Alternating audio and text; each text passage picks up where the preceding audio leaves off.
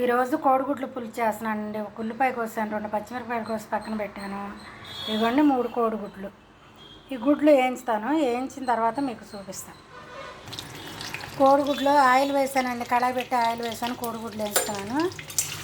ఇవి కొంచెం దోరగా వేగిన తర్వాత తీస్తాను. కొంచెం వేగని గుడ్లు కాస్త వేగినాయండి, తీసేస్తాను. ఇప్పుడు తీసేసి చూపిస్తాను. బాగా ఎర్రగా వేయించట్లేదు, కొద్దిగా వేయించుకున్నాను. ఇదిగోండి ఉల్లిపాయ పచ్చిమిరపకాయ ఇవన్నీ వేసాను. అవి వేగిన తర్వాత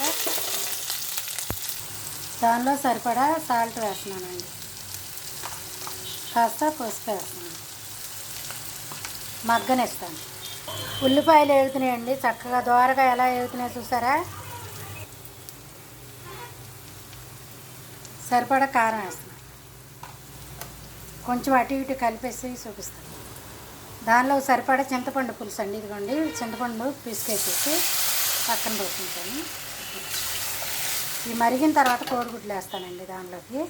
కోడిగుడ్లు అయితే అట్లా వేయించాను అనమాట.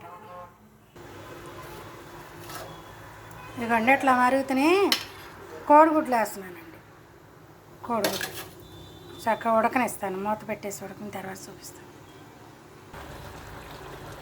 ఇదిగోండి పులుసు అలా ఉడుకుతుంది, కొద్ది ఉడికిన తర్వాత కట్టేస్తానండి. కొంచెం ఉడకనిస్తాను, అంత పులుసు అవసరం లేదు, కొంచెం ఉంటే చాలు.